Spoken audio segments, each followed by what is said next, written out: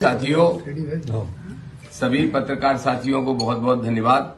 आज बहुत गंभीर विषय पर चर्चा करने के लिए आप सभी को मैंने आमंत्रित किया है। आपको पता है कि डबरा के अंदर नवग्रह मंदिर बन रहा है, बन के कंप्लीट हो चुका, उसकी प्राण प्रतिष्ठा हो चुकी और निश्चित रूप से जो मंदिर है उसमें मुख्यमंत्री जी सहित कई कैबिनेट के मंत्री भी सम्मिलित हुए, जिसकी मुझे उम्मीद नहीं थी। मेरा ऐसा मानना है, जिसके मेरे पास प्रमाण है, कि डबरा शुगर मिल जो खुला था, शुगर मिल के लिए सरकार ने जमीन लीज पे दी थी और वो लीज की जमीन को गलत तरीके से एक डायरेक्टर से दान पत्र लिखवा के नरोत्तम मिश्रा जी ने अपने परिवार के लोगों के नाम से एक ट्रस्ट बना के तैयार कर दिया। इसका प्रमाण मेरे पास है। मैं आपसे स्पष्ट तौर पे सब साथियों से कहना चाहता हूं कि निश्चित रूप से ये बहुत बड़ा भूमाफियागिरी का मामला है और मैं ऐसा समझता हूं कि अगर ये भूमाफियागिरी नहीं की गई होती तो ये जमीन भी इनके हाथ में नहीं होती। इसमें पूरी तरह से बदमाशी की गई है, षड्यंत्र किया गया है। ये एक उसी शुगर मिल के डायरेक्टर हैं जिनका नाम विक्रम श्रीवास्तव है। विक्रम श्रीवास्तव ने चीफ सेक्रेटरी को कंप्लेंट की है। इनके नाम से भी वो जमीन लीज पे थी।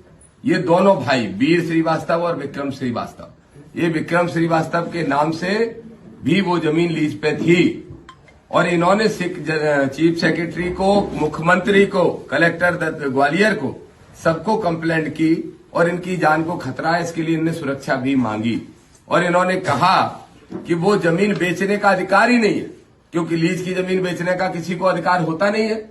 तो लीज की जमीन किस आधार पर बेच दी गई, पहली कंप्लेंट तो इन्होंने ये की।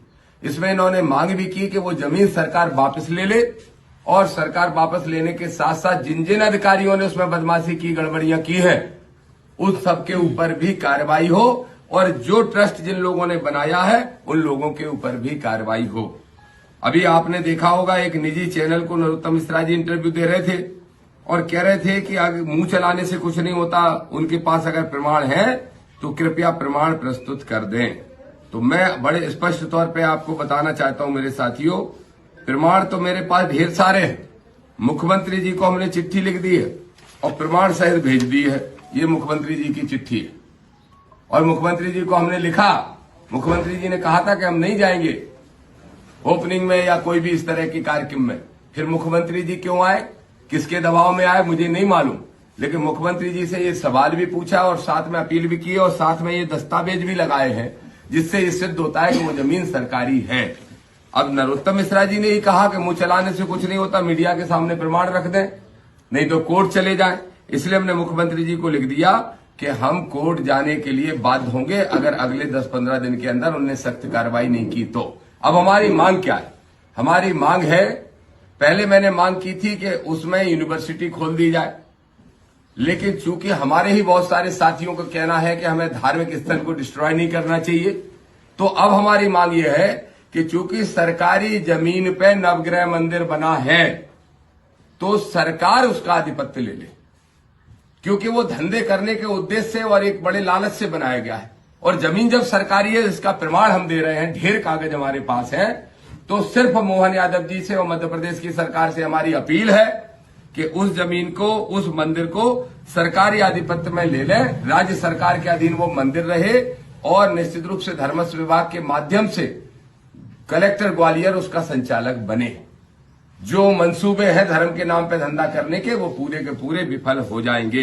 एक चीज और मैं आपको स्पष्ट बता दूं, 2 कंपनियां बनाई गई थी, the Gwalior sugar company limited और the Gwalior agriculture company limited.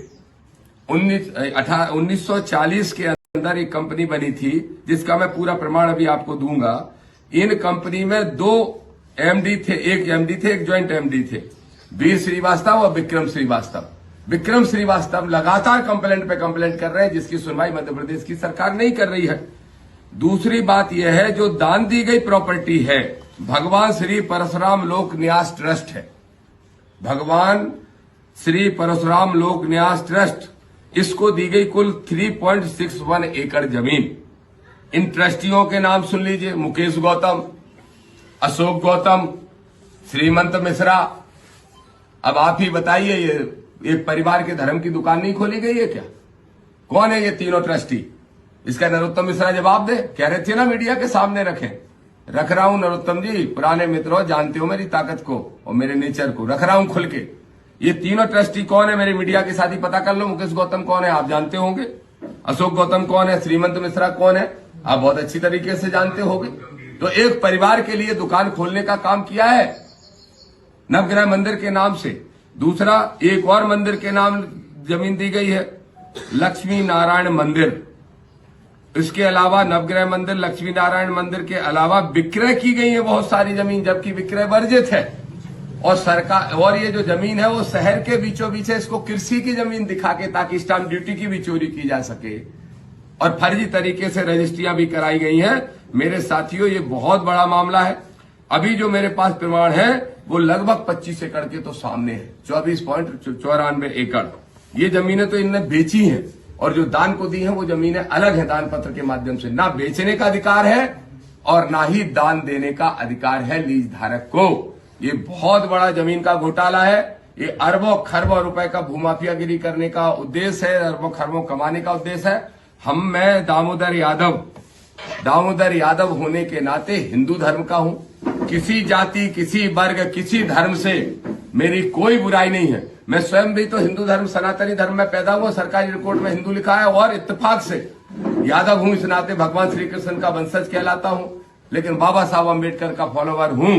तो भगवान श्री कृष्ण ने भी गलत के खिलाफ हमेशा आवाज उठाई और बाबा साहब ने धर्म में फैली कुरीतियों को दूर करने का प्रयास किया, वही मैं कर रहा हूं। मुझे धर्म विरोधी घोषित करने का काम करने के षड्यंत्र करने वाले तनखैया लोगों की दम पे सुन ले। न मैं धर्म विरोधी हूं, न मैं जाति वर्ग का विरोधी हूं, मैं मानवतावादी सोच का हूं। हक हर हाल में गैर बराबरी के खिलाफ लड़ रहा हूं और जिंदगी भर लड़ता रहूंगा। ये सारे डॉक्यूमेंट आप सभी साथियों को उपलब्ध मैं करा रहा हूं। मुख्यमंत्री को द्वारा लिखी हुई चिट्ठी, आज का प्रेस नोट और ये जो शिकायत विक्रम श्रीवास्तव ने की, वो एसडीएम की रिपोर्ट, सारी की सारी एसडीएम ने भी रिपोर्ट लगाई थी, जांच आई थी तो इनके विरोध में ही लगी थी वो, उस पर भी कोई कार्रवाई नहीं की गई, उसको भी मैं उपलब्ध करा रहा हूं। और विशेष बात, जो संकल्प यात्रा नागपुर से ग्वालियर तक निकाली जा रही, वो 11 तारीख को डबरा पहुंच रही है। 11 तारीख को दतिया से शुरू करेंगे, गोराघाट से पदयात्रा के रूप में बदल जाएगी और 1 लाख लोगों को लेके डबरा पहुंच रहा हूं। 11 को रात में वहीं सभा करेंगे और डबरा की जनता को बुला के इनकी पोल खोलने का काम करेंगे और बताएंगे ये आपकी आस्था के नाम पे, आपकी आस्था से खिलवाड़ करते हुए धर्म के नाम पे धंधा कैसे किया जा रहा है, इसकी पोल खोलने का काम करेंगे। बस यही हमारे विषय थे। आप कुछ पूछना चाहे पूछ सकते हैं।